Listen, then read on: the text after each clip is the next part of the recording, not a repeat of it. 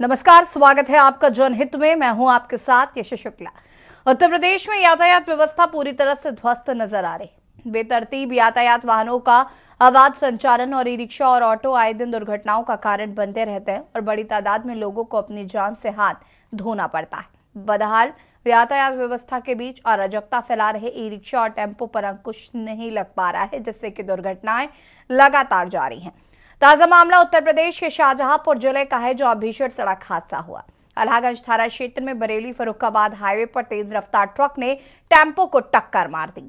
हादसे में 12 श्रद्धालुओं की मौत हो गई। चर्चा करेंगे बदहाल यातायात व्यवस्था और बेतरतीब ई रिक्शा संचालन पर। देखिए खास रिपोर्ट।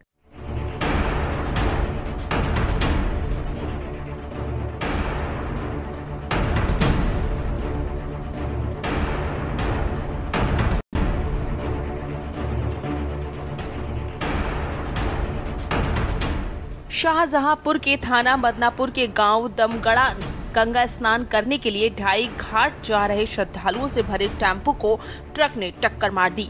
भीषण सड़क हादसे में करीब 12 लोगों की मौत हो गई। हादसा सुबह करीब 11 बजे अल्लाहगंज के गांव सुखसुकी के पास बरेली फर्रुखाबाद हाईवे पर हुआ है। हादसे पर मुख्यमंत्री योगी आदित्यनाथ ने दुख जताया है। उन्होंने मृतकों की परिजनों के प्रति संवेदना व्यक्त की है। बताया जा रहा है कि टेम्पो में 12 लोग ही सवार थे। हादसे में चालक समेत सभी की मौत हो गई। हादसे के बाद डीएम उपेश प्रताप सिंह, एसपी अशोक कुमार मीणा और जलालाबाद विधायक हरिप्रकाश वर्मा मौके पर पहुंच गए। पुलिस ने शवों को पोस्टमार्टम के लिए भिजवाया है। बताया जा रहा है कि कोहरे की वजह से हादसा हुआ है। फिलहाल पुलिस घटना की जांच कर रही है। स्पेशल डेस्क के news India.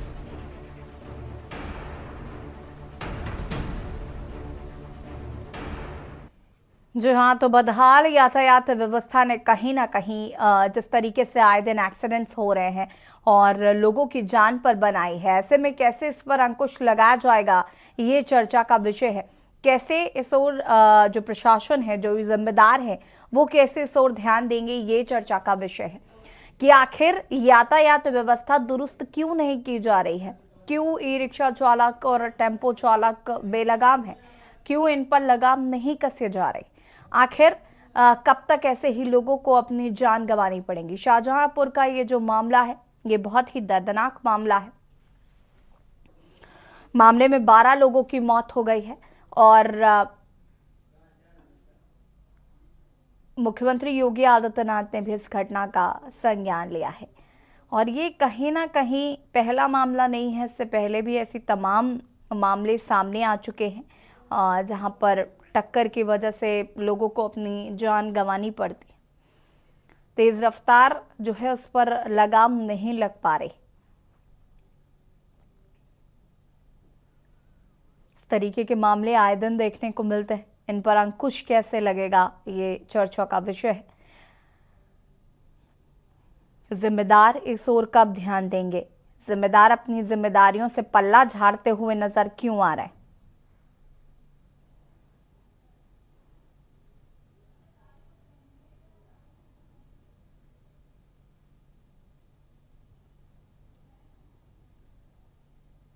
Bareilly Farrukhabad highway पर मौत का तांडव, 12 लोगों की गई जान।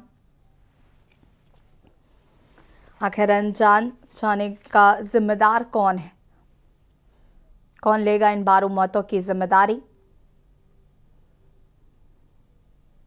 कैसे लगेगी लगाम तेज रफ्तार गाड़ियों पर।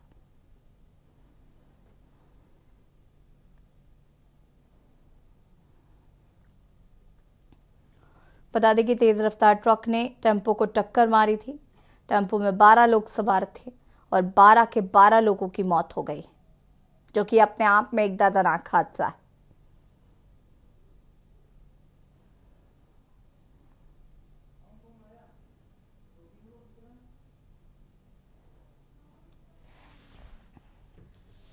मुख्यमंत्री योगी आदित्यनाथ ने भी मामले का लिया संज्ञान।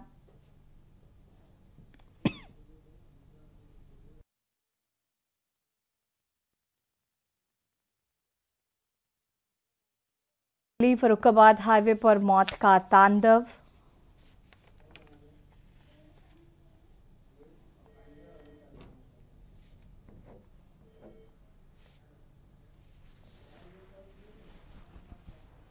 रोहित पांडे संवाददाता शाहजहांपुर से हमारे साथ जुड़े हुए हैं। अमित शर्मा संवाददाता कानपुर से हमारे साथ जुड़े हुए हैं। राहुल गुप्ता समाज से भी हमारे साथ जुड़े हुए हैं। संजना चौरसिया हमारे साथ लखनऊ से जुड़े हुए हैं। और सबसे पहले शुरुआत रोहित, ये जो पूरा मामला है इसको लेकर मैं चाहूंगी कि क्या कुछ अपडेट है और ये घटना कैसे हुई इस पर भी जरा जानकारी साझा करें। जी देखिए, मैं आपको बता दूं, आज सुबह 10:30 बजे की बात है कि मदनापुर से लोग टेम्पो से सवार होकर, 1 दर्जन लोग थे जो टेम्पो से सवार होकर गंगा स्नान के लिए जा रहे थे और रास्ते में टैंकर ने उनको टक्कर मार दी और 12 के 12 लोग ऑन स्पॉट, जिसमें कि 8 पुरुष 3 महिलाएं 1 बच्चा शामिल था, सबकी मौके पर ही मौत हो गई। जब ये घटना ग्रामीणों को पता लगी, कुछ चश्मदीद लोग थे जिन्होंने देखा कि टक्कर इतनी भीषण हुई है, लोग बचाने के लिए दौड़े और मौके पर पहुंचे तो लोगों ने उठा के देखा कि सारे लोग मृत हो चुके थे। वहां पर लोगों ने बचाने का प्रयास किया, शाहजहांपुर की पुलिस को सूचना दी गई, यहाँ से मौके से पुलिस प्रशासन पहुंचा, लेकिन वहां पर कोई भी जीवित नहीं बचा था जिसको इलाज के लिए शाहजहांपुर ले जाया जा सके। यहाँ पर सारी बॉडियां भेजी गई हैं, 12 की 12, जिनका पोस्टमार्टम हो रहा है। और मैं आपको बताता चलूं, बरेली से सौम्या अग्रवाल जो कमिश्नर हैं, वो एडीजी एसपी मीणा, राकेश सिंह नायक जी, सारे लोग मौके पर पहुंचे थे, निरीक्षण किया था। ये मदनापुर क्षेत्र के लोग थे, सभी को सरकार की ओर से, प्रशासन की ओर से मदद का भरोसा दिलाया गया है। मुख्यमंत्री योगी आदित्यनाथ ने भी इस पर संज्ञान लेते हुए दुख व्यक्त किया है। वहीं शाहजहांपुर के एसपी अशोक कुमार मीणा का कहना है कि परिजनों से मुलाकात की गई है और कठोरतम जो कार्रवाई होगी ट्रक ड्राइवर के ऊपर, ट्रक मालिक के ऊपर, वो की जाएगी। बिल्कुल रोहित, वापस आते हैं आपके पास। हमारे साथ अमित शर्मा कानपुर से जुड़े हुए हैं। अमित, कानपुर की बात करें तो यहाँ पर भी कहीं ना कहीं बेलगाम गाड़ियां जो है वो सड़कों पर फर्राटा भरती हुई नजर आती हैं। चाहे वो ई रिक्शा चालक हो, वो अपनी मनमानी से बाज नहीं आते, टेम्पो चालक अपनी मनमानी से बाज नहीं आते और अंजाम ये होता है कि लोगों को अपनी जान से हाथ धोना पड़ता है। ऐसे में यातायात व्यवस्था कैसी है और कैसे इसको दुरुस्त किया जा सकता है, कैसे और जिम्मेदार ध्यान दे रहे हैं? देखिए, कानपुर की जो ट्रैफिक पुलिस है वो लगातार प्रयास कर रही है कि ट्रैफिक व्यवस्था को सुधारा जा सके, लेकिन सबसे ज्यादा अव्यवस्था फैलाने वाले ये ई रिक्शा हैं, यही होते हैं, क्योंकि ये बेलगाम हो चुके हैं। इनका कोई लाइसेंस नहीं है, इनका कोई नंबर नहीं है, इनके कोई मानक नहीं है। छोटे छोटे बच्चे ई रिक्शा चलाते हुए सड़कों पर दिखाई दे रहे हैं, आनंद फानंद तरीके से चलाते हैं, जिससे कई गाड़ियां अनियंत्रित हो जाती हैं और बड़े हादसे हो जाते हैं। ऐसे में कानपुर पुलिस ने भी कई बार प्रयास किया है कि इन ई रिक्शा चालकों पर लगाया जा सके, लेकिन ये लोग इकट्ठित होकर कई बार हंगामा काट चुके हैं, कई बार थानों में इनको बंद किया जा सका है, लेकिन अभी तक इन पर लगाम नहीं लगाया जा रहा। कहीं ना कहीं इन पर एक ठोस कार्रवाई करने की जरूरत है। जो इस तरीके से सड़कों पर छोटे छोटे नाबालिग बच्चे ही रिक्शा दौड़ाते नजर आ रहे हैं, उनके ऊपर लगाम लगाई जाए। जी बिल्कुल। संजना हमारे साथ लखनऊ से हमारे साथ बनी हुई है। संजना, लखनऊ की बात करें तो यहाँ पर भी हम देखते हैं कि बेलगाम गाड़ियां जो हैं वो सड़कों पर नजर आती हैं और इस तरीके की घटनाएं कहीं ना कहीं आमतौर पर बहुत मुझे लगता है कॉमन हो चुका है। इस वक्त आए दिन कोई ना कोई हादसे की खबर आती रहती है। यातायात की व्यवस्था जो है वो कहीं ना कहीं चौपट होती हुई नजर आ रही।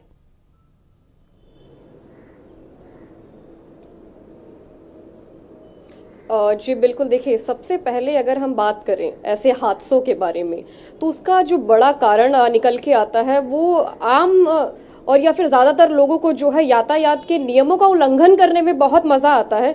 दूसरी अगर बात कर ले, देखिए पुलिस प्रशासन अपना काम करती है, लेकिन बहुत ऐसे लोग हैं जो उन सभी चीज़ों को क्रॉस करके, यातायात के नियमों को क्रॉस करके अपने तरीके से मनमानी करते हैं। सबसे बड़ी बात देखिए, ई रिक्शा जो है तमाम शहर गलियों चौराहों पर चलता है और इन पर ओवर पिकअप की वजह से भी तमाम ऐसे हादसे हो जाते हैं, लेकिन ये अपनी ये मतलब बाज आते नहीं है बिल्कुल भी। सबसे बड़ी बात ये है, ये धरना प्रदर्शन करने बैठ जाएंगे या फिर ये मनमानी से गाड़ियां चलाएंगे, लाइसेंस इनके पास होता नहीं है। तो ज़्यादातर अगर देखा जाए तो ऐसे हादसे ई रिक्शा की वजह से भी ज़्यादा है। और अभी वैसे भी देखिए सर्दियों का समय है, तो विजिबिलिटी के कारण भी जो है ज़्यादातर हादसे अभी देखने को मिल रहे हैं तमाम जगहों पर। बिल्कुल। राहुल गुप्ता हमारे साथ सभा से भी जुड़े हुए हैं। राहुल जी, आपके पास आएंगे उससे पहले एक दर्शक उमेश जैन मेरठ से हमारे साथ जुड़ चुके हैं। उमेश जी, बहुत बहुत स्वागत है, अपनी राय साझा कर सकते हैं आप। हाँ जी, नमस्ते मैडम। जी नमस्कार। मैं ये कहना चाह रहा था कि जो ई रिक्शा है इन्हें 4 सवारी बिठानी चाहिए, और ये 12 सवारी बिठाकर चल रहे हैं, जिसकी वजह से एक्सीडेंट बहुत हो रहे हैं और पुलिस प्रशासन भी इधर कोई ध्यान नहीं दे रही है, पुलिस वाले भी इन्हें नहीं रोकते हैं, जिसकी वजह से ये एक्सीडेंट हुआ है और इतनी मौतें हो गई हैं। और इससे पुलिस को ध्यान देना चाहिए कि इसमें ई रिक्शा वाले इतनी सवारी लेकर ना चलें, क्योंकि इसमें 4 सवारियों की गुंजाइश होती है और ज्यादा सवारी भरने से ये पलटने का डर रहता है और अनियंत्रित हो जाती है।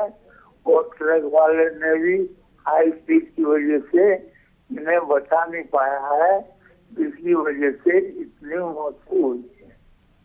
जी, बहुत बहुत शुक्रिया आपका कॉल करने के लिए, अपनी राय साझा करने के लिए। और लगातार टीवी स्क्रीन पर भी नंबर फ्लैश हो और इस मुद्दे से जुड़ी यदि आपकी कोई भी राय हो आप हमें कॉल कर सकते हैं। राहुल गुप्ता जी, देखिए यातायात व्यवस्था कहीं ना कहीं ध्वस्त होती हुई नजर आ रही है।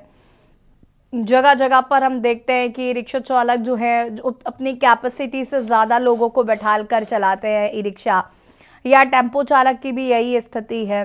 और व्यवस्था ऐसी है कि हम एक तरफ जहां जब चालानी कार्रवाई करते हैं तो कार चालक को हेलमेट के लिए चालान काटते हैं और सीट बेल्ट लगाने के लिए हम बाइक वालों का चालान काट देते हैं। इस तरीके के मामले हमने देखे हैं। ये है यातायात व्यवस्था। लेकिन जहां वाकई ज़रूरत है, जहां वाकई ध्यान देने की ज़रूरत है, वहां ध्यान नहीं दिया जा रहा। जी, मैं इसे प्रशासन की लापरवाही कहना चाहूंगा कि जिस तरह से आजकल मैं देख रहा हूं कि यहाँ पर बहुत ज्यादा ई रिक्शाओं का जो आकलन है वो बहुत ज्यादा बढ़ गया है। और मैं ई रिक्शा से नहीं आपको बताना चाहूंगा कि शाहजहांपुर से और अपने जलालाबाद से शाहजहांपुर से फर्रुखाबाद, इस तरह की डग्गा मारी जीप भी चलाई जा रही है। जिन जीपों पर मैं देखता हूँ कि लोगों की बहुत ज्यादा संख्या बढ़ी हुई है, 8-8, 10-10, 12-12, मैं देखता हूँ कि पीछे तक लोग लटके हुए नजर आते हैं, जो कि लापरवाही और प्रशासनिक की लापरवाही कहूंगा मैं इसको, कि वो इसके ऊपर यातायात के वाहनों पर जो भी लापरवाही चल रही है इसको वो कंट्रोल नहीं कर रहे हैं, इनके चालान नहीं काटे जाते हैं। इसको आप ये भी कह सकते हैं कि वसूली, उगाही, इस तरह के कितने भी उनसे कहा जाता है तो वो यही जवाब देते हैं कि क्या हम पैसे नहीं देते हैं। अच्छा, दूसरा ये बात ये मुझे संज्ञान में आई है कि आज जो ये इतना बड़ा हादसा हुआ है तो इसमें 12 लोग जो टेम्पो में बैठे हुए थे, इसमें 8 पुरुष थे, 3 महिलाएं और एक बच्चा, तो वो आज इन्हीं लापरवाहियों के कारण आज मौत का शिकार हो गए हैं और वो आज इस दुनिया में नहीं रहे। उन दिव्यांग आत्माओं को मैं हाथ जोड़कर नमन करना चाहूंगा, जिसमें अभी प्रशासन के सभी आला अधिकारी पहुंचे हैं और उन्होंने सबको सद्भावना दी है। और वो अल्लाहगंज के बाद सीधा मदनापुर के दबगड़ा गांव में गए, जहां पर उन्होंने लोग जाकर सद्भावना दी। प्रशासनिक कार्रवाई, कठोर दंड जो कि ट्रक ड्राइवर था उसको दिए जाने के इरादे से उसको बताया। बिल्कुल, हमारे साथ यहाँ पर रोहित शाहजहांपुर से लगातार बने हुए। रोहित, इतना बड़ा हादसा हो गया, ठीक है, अब इसके बाद क्या वाकई व्यवस्था को दुरुस्त करने पर फोकस किया जा रहा है या महज खानापूर्ति करने की कोशिश की जा रही है कि कैसे मामले से छुटकारा पाया जाए, इस पर फोकस किया जा रहा? ऐसा हादसा हो चुका है जो निगोही में हुआ था, इसमें ट्रॉली में 45 लोग सवार थे और ट्रॉली जो थी वो जाके कहीं पुल से नीचे गिरी थी। उसमें भी करीब 1 दर्जन से अधिक लोग, 2 दर्जन के आसपास लोग मृत हुए थे। और फिर प्रशासन ने कहा था कि हम एक उचित कार्रवाई करेंगे, आगे से ट्रॉली, ट्रैक्टर, टेम्पो, जीप जो ओवरलोड चलते हैं स्वनाशक नहीं चलेंगे और दंडात्मक कार्रवाई की जाएगी। वो महज एक खानापूर्ति ही थी। उसके बाद फिर से आज देखने को मिला है सुबह 10:30 बजे 12 लोगों की दर्दनाक मौत हुई है। अभी 1 साल हुआ है, 1 साल के बाद फिर से एक ऐसा हादसा। अगर कार्रवाई लगातार हो रही होती कहीं ना कहीं तो ऐसा हादसा नहीं होता। और ये टेम्पो में जब 8 बैठ सकते हैं या 5 सीटर या 8 सीटर होते हैं, 5 सीटर होते हैं तो 12 लोग कहां से आए? क्यों इस पे कार्रवाई नहीं होती है प्रशासन की ओर से? बड़ी लापरवाही है कहीं ना कहीं। अगर इस लापरवाही ना की जाए तो लोगों की जान बचाई जा सकती है, लेकिन नहीं। शाहजहांपुर में इससे पहले कई बार ऐसे हादसे हो चुके हैं, फिर आज एक हादसा हुआ है। प्रशासन को जागना चाहिए, सरकार को जागना चाहिए। जिससे वापस आएंगे हरि प्रकाश वर्मा जी, बीजेपी विधायक हमारे साथ शाहजहांपुर से जुड़ चुके हैं। हरि प्रकाश जी, बहुत बहुत स्वागत है आपका सबसे पहले तो। और ये जो आज घटना हुई शाहजहांपुर में, ये बहुत ही दर्दनाक घटना है, लेकिन बड़ी जिम्मेदारी ये है कि यातायात व्यवस्था कहीं ना कहीं सुचारू रूप से नहीं चलती, जिसकी वजह से इस तरीके के हादसे हो रहे हैं। जी हाँ, बिल्कुल मैं सहमत हूँ आपकी इस बात से। कि कहीं ना कहीं पर इसमें प्रशासन की भी लापरवाही है। लेकिन ये आज की जो घटना है ये हिट एंड रन जैसी प्रतीत होती है, क्योंकि मौके पर पुलिस अधीक्षक महोदय, जिलाधिकारी महोदय, एडीजी, कमिश्नर, मैं स्वयं गया था और वहां देखने पर ये आया कि जो ट्रक ड्राइवर ने ऑटो को टक्कर मारी है, उसके बाद भगाने के चक्कर में, उसको गाड़ी लेकर भागने के चक्कर में ये बड़ी घटना हुई, वरना ये घटना टल सकती थी, छोटी मोटी इंजरी से भी काम हो सकता था। तो ये हिट एंड रन पर तो हमारी सरकार अभी बड़ा कानून ला रही थी, उसका बड़ा विरोध हुआ, इसलिए रोका गया। तो मुझे लगता है कि इस तरीके की घटनाओं में जो नए कानून आ रहे थे वो बहुत ज्यादा उनका उपयोग होता। हाँ बिल्कुल हरिप्रकाश वर्मा जी, जैसे कि आपने कहा कि हिट एंड रन के मामले को लेकर सरकार उस पर काम कर रही थी, लेकिन उसका विरोध भी लोगों में देखने को मिला। लेकिन कहीं ना कहीं ये बात भी बिल्कुल सत्य है कि जिस तरीके से एक्सीडेंट होता है उसके बाद ड्राइवर भाग जाते हैं, ड्राइवर ये भी नहीं सोचते हैं कि हम उस व्यक्ति को उठाकर अस्पताल तक पहुंचा पाए, लेकिन स्थिति परिस्थिति काफी अलग हो जाती है। ड्राइवरों का ये भी मानना है कि अगर हम वहां पर रुकेंगे तो पब्लिक हमें नहीं छोड़ेगी, इस तरीके के माइंडसेट भी थे उनके। नहीं, ये भागने की स्थिति नहीं थी, एक ट्रक को लेकर भागने की स्थिति, क्योंकि ऑटो उसमें फंस गया था और इसको कई बार आगे पीछे करने में ही 12 लोगों की जान गई है। तो ड्राइवर उतर के अगर भाग भी जाते तब भी इतनी बड़ी घटना नहीं होती। हरिप्रकाश वर्मा जी, आगे से इस तरीके की घटनाएं ना हो या इन पर अंकुश लगाने के लिए क्या आपके द्वारा कुछ कार्य किए जाएंगे? कैसे यातायात व्यवस्था दुरुस्त होगी? बिल्कुल, माननीय मुख्यमंत्री जी ने भी आज ट्वीट किया है, उन्होंने अपनी संवेदनाएं व्यक्त की हैं और बड़ी कार्रवाई के लिए निर्देशित किया है। और जब मैं मौके पर था, मैंने उसी समय पुलिस अधीक्षक महोदय से कहा, मैंने कहा इस तरीके की घटना है, इस पर बड़ी कार्रवाई होनी चाहिए, संगीन धाराओं में मुकदमा दर्ज किया जाए और उनके परिवार के लोगों के लिए मुआवजे की बात भी हम माननीय मुख्यमंत्री जी से करेंगे कि सरकार की ओर से उनको उचित मुआवजा भी मिले। हरिप्रकाश जी, इस वक्त आप जैसे कि मुझे जानकारी मिल पा रही है कि आप पोस्टमार्टम हाउस पे ही हैं, जहां पर शवों का पोस्टमार्टम किया जा रहा है, परिजन वहां पर पहुंच रहे होंगे, बहुत ही दयनीय स्थिति होगी जाहिर है। जी ठीक है, बहुत बहुत शुक्रिया आपका जुड़ने के लिए। धन्यवाद। हरिप्रकाश वर्मा जी जो कि विधायक है, उन्होंने हमसे बात भी की और उन्होंने बताया कि यातायात व्यवस्था को सुचारू करने की कोशिश की जाएगी। रोहित, देखिए यहाँ पर जो विधायक साहब हैं वो तो कह रहे हैं कि हम व्यवस्था करेंगे, हम कोशिश करेंगे, और विधायक जी कहीं ना कहीं इस बात को मान भी रहे हैं कि यातायात व्यवस्था जो है वो सुचारू नहीं है, यातायात व्यवस्था जो है वो ठीक तरीके से काम नहीं कर रही है। जी देखिए, मैं आपको बता दूं, सुबह भी मेरी बात हुई थी विधायक हरिप्रकाश वर्मा से। उनका कहना था कि मैं मौके पे मौजूद हूं और मैं स्थिति की जायजा ले रहा हूं। यहाँ से जो ट्रक ड्राइवर था वो घटना को, अगर कहीं ट्रक छोड़कर भाग जाता तो कहीं ना कहीं घटनाएं टल सकती थी, छोटी मोटी इंजरी होकर बच सकते थे, लेकिन उसने टेम्पो के टक्कर लगने के बाद ट्रक को लगातार चलाए रखा, भागने की कोशिश थी, उससे कहीं ना कहीं 12 लोगों की दर्दनाक मौत हुई है। और विधायक हरिप्रकाश वर्मा लगातार साथ में जो पब्लिक के लोग हैं उनके साथ लगे हुए हैं, परिजनों के साथ यहाँ तक आए, पोस्टमार्टम हाउस तक आए, 12 लोगों की जो डेड बॉडी का पीएम होना है वो जल्द से जल्द हो जाए। और विधायक का कहना ये भी है कि जो भी संभव मदद होगी ऊपर से हम सरकार की ओर से कराने का प्रयास करेंगे। हम परिवार के साथ हैं, हमारी संवेदनाएं हैं, हमारी सरकार की संवेदनाएं हैं। मुख्यमंत्री ने भी ट्वीट करके संवेदनाएं व्यक्त की हैं। तो कहीं ना कहीं जो क्षेत्रीय विधायक हैं हरिप्रकाश वर्मा वो तो पूरा सहयोग कर ही रहे हैं। और प्रशासन की बात करें तो प्रशासन का भी कहना है, एसपीडीएम का कहना है कि अब जो लोग हैं जिन्होंने घटना को, जैसे कि ट्रक ड्राइवर के द्वारा घटना को अंजाम दिया गया, तो उस पर सख्त कार्रवाई होगी, आगे से ऐसी घटना ना हो सके। बिल्कुल, संजना हमारे साथ जुड़े हुए हैं। संजना, देखिए अभी हिट एंड रन केस आने की बात कही जा रही थी, उस पर कुछ चेंजेस करने की बात कही जा रही थी, उस पर इतना विरोध हुआ पूरे देश भर में। हमने देखा कि जितने भी ट्रक ड्राइवर, टेम्पो चालक, सबने हड़ताल कर दी थी और इसका नतीजा ये हुआ कि इस केस पे जो हिट एंड रन को लाने की बात कही जा रही थी उसे फिलहाल के लिए रोक दिया गया। लेकिन इस तरीके की घटनाओं पर कहीं ना कहीं अंकुश लगाने के लिए ये लाया जा रहा था और उसके बाद भी अब अंकुश नहीं लग रहा है। या ट्रक चालक होते हैं या टेम्पो चालक होते हैं, एक्सीडेंट करने के बाद वो मौके से फरार हो जाते हैं। इस तरीके की घटनाएं भी देखने को मिलती हैं।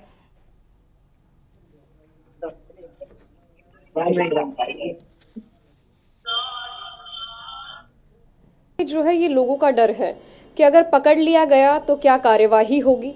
दूसरी बात देखिए, अगर करते हैं तो यहाँ प्रशासन की भी गलती है कि ऐसे नियम क्यों नहीं लागू किए जाते। तमाम लोग हैं, बाइक चला रहे होते हैं, हेलमेट नहीं लगाते, ड्राइव कर रहे होते हैं, बेल्ट नहीं लगाते। और अगर हम देखिए हाईवे की बात करें तो कई हाईवे ऐसे हैं जहां स्ट्रीट लाइट तो लगी ही नहीं है, ठीक है। और दूसरी बात करें, सर्दियां हैं तो विजिबिलिटी इतनी ज़्यादा कम होती है कि लोग जो है एक दूसरे के डिपर को देख करके चलते हैं। और कुछ तो ऐसे हैं जिन्होंने तो डिपर लगाया ही नहीं होता है, पूरी ब्लैंक होती है, दिखाई बिल्कुल नहीं देता। क्योंकि अगर हम सर्दियों में गाड़ी चलाते हैं तो एक दूसरे के सहारे से जो है जाया करते हैं डिपर को ऑन करके।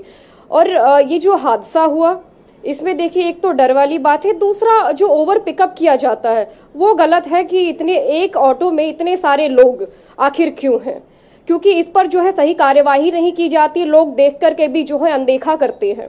तो ये हादसे का सबसे बड़ा कारण रहा है। और ये हर जगह की बातें हैं, खासकर ई रिक्शा तो इसमें शामिल है ही है कि 6-7 लोग जो है एक साथ कर लेते हैं, फिर जरा सा भी जो गाड़ी डिसबैलेंस होता है उस पर जो है वो पलट जाती है और ऐसे तमाम हादसे जो है निकल करके सामने आते हैं। बिल्कुल संजना, वापस आएंगे आपके पास। अमित शर्मा हमारे साथ कानपुर से जुड़े हुए हैं। अमित, कानपुर की बात करें तो यहाँ पर भी ऐसी ही व्यवस्थाएं हैं क्या? आपने बातचीत करने की कोशिश की जिम्मेदारों से कि कैसे इस पर अंकुश लगेगा, कैसे लगाम लगाई जा सकती है, कैसे इस पर कंट्रोल पाया जा सकता है? बात करने का प्रयास किया जा चुका है, लेकिन जो यहाँ का आला अधिकारी है, प्रशासन है, अमला है, वो हर बार अपनी बात ये कहकर टाल देता है कि हम प्रयास कर रहे हैं, हम कोशिश कर रहे हैं।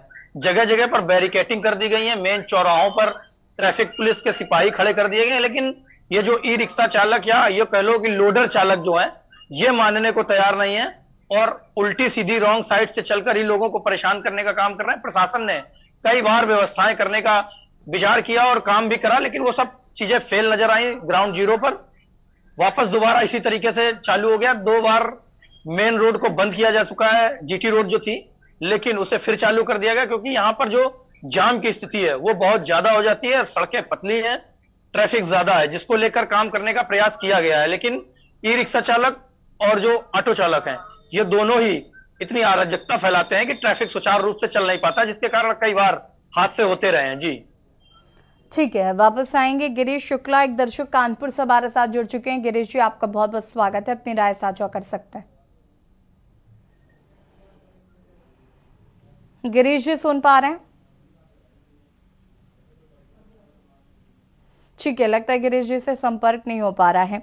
हमारे साथ यहाँ पर राहुल गुप्ता जो लगातार बने हुए हैं। राहुल जी, इस तरीके के मामले देखने को मिल रहे हैं, चाहे वो जाम की स्थिति हो या फिर ट्रैफिक नियमों को ना मानना हो, और कहीं ना कहीं जनता की भी गलती है क्योंकि जनता भी साफ जो ट्रैफिक नियम है उनका उल्लंघन करती हुई नजर आती है। तो कहीं ना कहीं हमें खुद से भी शुरुआत करनी होगी। मुझे ये लगता है कि हम लोगों को खुद ही शुरुआत करनी चाहिए, क्योंकि हम ही हैं कि जो ट्रैफिक रूलों को नियमों को तोड़ते हैं और इधर उधर दौड़ने की बजाय अगर हम स्वयं को अपने आप को सुधारें तो मुझे लगता है कि थोड़ा सा सुधार हो सकता है। और मैं दूसरी तरफ ये भी कहना चाहूंगा कि जिस तरह के ये हादसे होते हैं, अभी स्कूल का हादसा हुआ, कभी ट्रैफिक में हादसा हुआ और ये आज का ही हादसा आप ले लीजिए, तो इस तरह के जितने भी यातायात नियम है इन नियमों को थोड़ा सा बदलाव भी चाहिए। और प्रशासन को भी है थोड़ा सा बताना चाहिए कि ये जो टेम्पो में 8 और 10 सवारियां भरी जाती है, इन पे रेगुलर 4 और 5 ही सवारी ली जाए। मैंने देखा है अच्छे शहरों में, मैं बड़े बड़े शहरों की तरफ जाता हूं तो वहाँ 4 और 5 सवारियां ही अनुमन बैठने देखने को मिलती है। और हमारे जिले का ये हाल है कि अनदेखी हो रही है, 8, 10, 12, 14 लोग उससे भर लिए जाते हैं। थोड़ा सा ओवरलोड भी इस चीज में कहूंगा कि ओवरलोड की वजह से भी टेम्पो पलट जाते हैं, जिससे कि हादसे हो जाते हैं। माननीय विधायक जी जो अभी कह रहे हरिप्रकाश जी, मैं कहना चाहूंगा कि वो बहुत कार्य करते हैं हमारे क्षेत्र में और उन्होंने काफी सुधार भी किया है कई चीजों को लेकर, और वो आगे भी निरंतर इस सुधार को बनाए रखेंगे। आज जैसे कि ये हादसा हुआ, तुरंत वह तत्काल मौके पर पहुंचे और उन्होंने वहां मौके का जायजा लिया, आला अधिकारियों से बात की, लोगों को सत्तावना दी, जिससे कि लोग वहां पर खड़े थे, उन्होंने उनको सुना भी और उनको बताया भी कि ये ऐसा ऐसा हुआ। यदि ट्रक ड्राइवर उतरकर भाग जाता तो हो सकता है कुछ मौतें टल जाती। जो मौके पर मौतें हो गई थी वो तो हो ही गई थी, परंतु उसके पश्चात ट्रक ड्राइवर ने अब गाड़ी को बैक किया, आगे लिया, पीछे लिया और डर के कारण उसने सबके ऊपर चढ़ाता हुआ भाग गया। आखिरकार वह कोला मोड़ पर पकड़ा गया और उसके बाद वो ट्रक ड्राइवर वहां ट्रक छोड़कर भाग गया। ठीक है, वापस आएंगे। सुरेश अवस्थी हमारे साथ एक दर्शक कानपुर से जुड़ चुके हैं। सुरेश जी, बहुत बहुत स्वागत है आपका, अपनी राय साझा कर सकते हैं आप। मैं ये कहना चाहता हूँ तो ये सरकार नई सड़कें जो बनवा रही है, इसमें स्पीड ब्रेकर लगाने के लिए रोक लगा रखी शासन से। हमारे यहाँ श्याम बिहारी मार्ग जो बना हुआ है, देखे मंदिर के सामने से, वहाँ पे भी एक को ब्रेकर नहीं है। स्पीड इतनी तेज गाड़ी लोग चलाते हैं जिससे कोई भी दुर्घटना हो सकती है। और मैंने माननीय विधायक जी सुरेश मैथानी से मिला, उन्होंने कहा शासन से बैन लगा है, हम इस मामले में कुछ नहीं कर सकते, जिसमें कि लोगों की जान का खतरा होता है और गाड़ियां बहुत स्पीड में चलती हैं। ठीक है, बहुत बहुत शुक्रिया आपका कॉल करने के लिए। तो कहीं ना कहीं यातायात जिस तरीके से सुचारू रूप से नहीं चलता है, या फिर यातायात में जितने भी जिम्मेदार हैं वो अपनी जिम्मेदारी का वहन नहीं करते, जिसकी वजह से इस तरीके के हादसे लगातार देखने को मिल रहे हैं। हम बात कर रहे हैं यातायात व्यवस्था की, और अलग अलग जिलों से हमारे संवाददाता भी हमारे साथ जुड़े हुए हैं। उससे पहले गिरीश शुक्ला एक दर्शक कानपुर से हमारे साथ जुड़ गए। गिरीश जी, बहुत बहुत स्वागत है आपका, अपनी राय साझा कर सकते हैं। कहना चाहता हूँ कि मेरी श्रद्धांजलि इन लोगों के, गरीबों के जो टेम्पो में यात्रा करे और उनकी जान गई। मैं सरकार से अनुरोध करता हूँ इनको बड़ी से बड़ी मदद दे करके रीएस्टेब्लिश करें इनके परिवारों को, भगवान इन्हें शांति प्रदान करे। मैं असल में ये बात यह है कि पेट्रोल माफिया और के कारण सरकारें जो है जीडीपी देश की निकालती हैं ऑटोमोबाइल के प्रोडक्शन से। उनकी डिजाइनों में सुधार की बहुत आवश्यकता है। स्पीड को कंट्रोल करने के लिए उसमें अंदर ही इंतजाम होने चाहिए, ड्राइवर के हाथ में नहीं छोड़ना चाहिए। ये सब बातें बहुत कुछ करने को है, टेक्निकल कमेटी बना के किया जा सकता है सारे इंतजाम देश के, लेकिन नेता ऐसा नहीं करेंगे क्योंकि ये चंगुल में है पेट्रोलियम माफियाओं के। इस कारण देश पे भारी कर्जा हो चुका है। हजारों करोड़ के बांड जो है सरकार ने ऑयल बांड ले रखे हैं और पेट्रोल माफिया बराबर दबाव सरकार पे बनाए हुए हैं। सरकारें बिकी हुई हैं, चाहे कोई सरकारें रही हो, वो उनके आगे घुटने टेक चुकी हैं और देश को सत्यानाश कर रहे हैं। एक ही जमाना था जब इंदिरा गांधी वगैरह थी, उनकी जान तक चली गई, लेकिन उन्होंने पेट्रोल माफियाओं को आजादी नहीं दी, क्योंकि वो जानती थी कि हमारे पास उतने स्टाफ नहीं है कि जितने वाहनों की हम निगरानी कर सकें। हमारे पास उतनी सड़कें जो है, इस तरह की व्यवस्थाएं हमारे देश में नहीं है कि असीमित जो है संख्या हम ऑटो व्हीकल की कर सकें, इसलिए उन्होंने नियंत्रण में रखा था। सारा पेट्रोल विदेश से आता है, सारा हमारा कर्जा बढ़ता जा रहा है। कोई ध्यान सरकार नहीं देगी क्योंकि इनके घुटने हमेशा उनके सामने नतमस्तक हैं। कौन सा टैंकर आता है ऑयल का, कौन सा बिक जाता है रास्ते में, कौन पैसा कहाँ चला जाता है, जनता इन चीजों की निगरानी नहीं कर सकती। पेट्रोल माफिया और गैस माफिया, फलाने माफिया बहुत तेजी में सक्रिय है देश में, और जनता जो है भावावेश में दौड़ी दौड़ी परेशान है नेताओं के पीछे, लेकिन नेता इनके लूटने में लगे हुए हैं। इनकी जान और इनके परिवारों को उजाड़ देंगे। सुबह आंख खुलती है तो ये लगता है कि शाम को हम जिंदा वापस आएंगे या नहीं आएंगे। ये स्थिति आज देश की बनी हुई है इन नेताओं के कारण। ये नेता पूरी तरह से नतमस्तक हैं पेट्रोल माफियाओं के। ये कोई व्यवस्था नहीं कर पाएंगे, कोई व्यवस्था देश में नहीं हो पाएगी। आने वाली किसी घटना के सामने फिर से इसी तरह का हंगामा ड्रामा 1 दिन 2 दिन चलेगा, खत्म हो जाएगा, क्योंकि मनुष्य की कीमत इस जमाने में कुछ भी नहीं रह गई है। बंदरों की, कुत्तों की, गिद्धों की, कौओं की, सबकी कीमत बढ़ गई है, लेकिन सबसे गिरी हुई कीमत इस देश के अंदर नागरिकों की कर दी गई है। इसलिए हम कुछ भी उम्मीद न करें, यही हमारी अच्छी तरह से सोच लें कि हमें अब मरना ही है और हमें कुत्ते की मौत मरना है। हमने जो गलतियां की हैं जीवन में, उन गलतियों की सजा हमें मिलती है। बहुत बहुत शुक्रिया कॉल करने के लिए। संजना जी का रुख कर लेते हैं। संजना जी,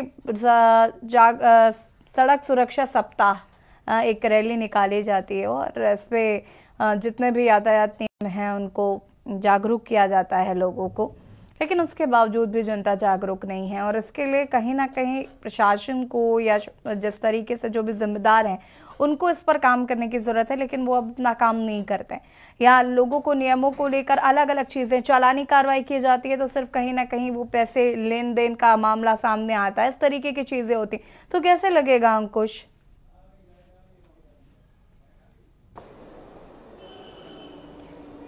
देखिए, बिल्कुल यशी, यहाँ 2 बातें सामने आती है, एक प्रशासन और दूसरी जनता। इसमें जो है दोनों को ही मिलकर काम करना होगा। प्रशासन, ट्रैफिक, यातायात नियम, वो तमाम सारी चीज़ें तो होंगी ही, लेकिन पहले हमें खुद को भी जागरूक करना होगा यातायात को लेकर के। हाँ बिल्कुल संजना, लेकिन इसके लिए आपको जागरूक भी तो करना पड़ेगा ना जनता को। उसके लिए तो काम करना ही पड़ेगा। जनता भी अपनी मर्जी से तो काम करने नहीं लग जाएगी।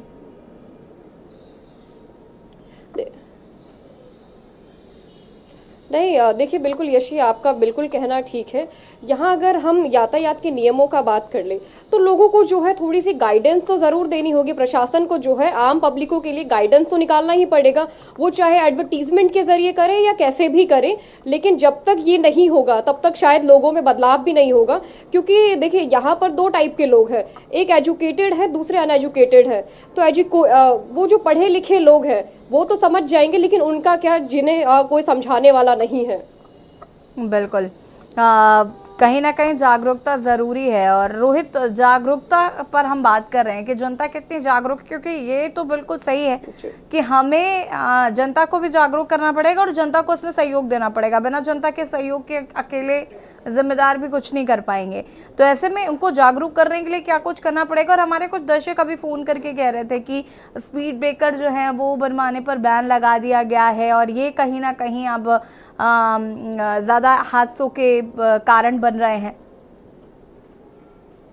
देखिए, मैं आपको बता दूं, जैसे कि जागरूकता की जो बात है ना, उसमें जागरूकता तो होनी चाहिए, लेकिन ग्रामीण जो क्षेत्र है, ग्रामीण क्षेत्र के लोग हैं, वो अपने जो होते हैं ट्रैक्टर, ट्रॉली, टेम्पो, अधिक से अधिक लोग होते हैं, कम मात्रा में उनके पास पैसा होता है, वो सोचते गंगा स्नान जाना है, फिर स्थल जाना है, तो सारे लोग एक जगह पर व्यवस्थित होकर हो जाते हैं और अपना डिस्प्यूट कर लेते हैं। 100 200 या 50, या परिवार के लोग होते हैं 1000-500 में काम चलाना चाहते हैं, कम से कम में हमारा काम चल जाए और हम स्थल तक पहुंच जाए। तो कहीं ना कहीं बड़ी घटना को अंजाम इस वजह से भी हो जाता है कि घटनाएं हो जाती हैं। तो कहीं ना कहीं इस पे ब्रेक लगना चाहिए कि लोग हैं, उन्हें समझाना चाहिए कि आप कोहरे के जैसे मौसम में अगर घर से निकल रहे हैं, टेम्पो से निकल रहे हैं, ट्रॉली से निकल रहे हैं, तो कहीं ना कहीं ये बड़ी घटना दुर्घटना हो सकती है। तो इसके लिए समाज सेवी जो होते हैं, सबसे बड़ा रोल उनका होता है। ग्रामीण क्षेत्र के जागरूक लोग हैं, उन्हें इस पे फोकस करना चाहिए कि लोगों को बताएं कि अगर आपको स्थान पे, किसी तीर्थ स्थान पे जाना है, तो उससे ज्यादा अच्छा ये है आपकी जीवन सुरक्षा जो है वो अपना सुरक्षित रख सकते हैं। कम से कम मात्रा में लोग जाएं और ऐसा इंतजाम करें जिससे कि बस से चले जाएं, ट्रेन से चले जाएं,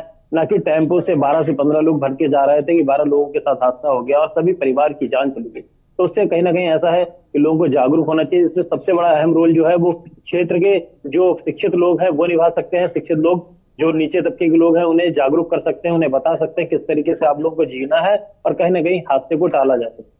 बिल्कुल राहुल गुप्ता जी, कहीं ना कहीं देखिए जागरूकता निकलकर सामने आ रही है कि लोगों को जागरूक करना उतना ही जरूरी है। और जितना जिम्मेदार लोगों को जागरूक करेंगे और जितना लोग खुद से जागरूक होंगे, मुझे लगता है उतना ही इन एक्सीडेंट्स पर और तेज रफ्तार पर लगाम लग सकते हैं। जी बिल्कुल, जागरूकता भी एक बहुत बड़ा मैटर है कि जागरूक होना भी बहुत जरूरी है। ग्रामीण लोग जो भी होते हैं वो अधिकांश यही करते हैं कि ठीक है, जल्दी जाना है, जल्दी आना है, चाहे वो किसी पर्व में हुआ या किसी कहीं जाना हुआ। तो मैंने कई बार देखा है कि लोग अपने, अगर किसी शादी बारात में जाते हैं, मोटरसाइकिल पे, अपनी बाइक पे ऊपर 3-3 4-4 लोग सवार होकर निकल लेते हैं। उन्हें बेखौफ होकर, ना मौत का डर होता है ना किसी चीज का। तो ये जागरूकता भी बहुत आवश्यक है कि गांव-गांव में ये लोगों को जागरूक किया जाना चाहिए कि भैया कि आपका जीवन बहुत अमूल्य है, इसके ऊपर आप अपना ख्याल रखिए कि आप कहीं जाते हैं तो 1 से 2 ही व्यक्ति जाइए, हेलमेट लेकर जाइए और यातायात के नियमों का पालन कीजिए। और ये जो 10-10 12-12 लोग इकट्ठे होकर एक साथ चल देते हैं, इसको भी रोकना चाहिए। और इसमें प्रशासन को भी थोड़ा सा मदद करना चाहिए कि घर घर जाकर उनको, चाहे वो बैनरिंग हो या प्रोटोकॉल हो, उसको समझाना। राहुल जी, देखना होगा फिलहाल लोग कैसे जागरूक होते हैं और कितना जिम्मेदार इस पर अपनी जिम्मेदारी को समझते हैं। हालांकि ये जो 12 आज मौतें हुई हैं, इसने कहीं ना कहीं कई सवाल यातायात व्यवस्था पर खड़े किए हैं। आप सभी का बहुत बहुत शुक्रिया जुड़ने के लिए। और जनहित में बात कर रहे थे हम, यातायात व्यवस्था को कैसे सुचारू करना है, कैसे यातायात व्यवस्था को बेहतर करना है और कैसे जनता को भी जागरूक करने की जरूरत है। जनहित पर फिलहाल इतना ही। देखते रहिए के न्यूज़ इंडिया। नमस्कार।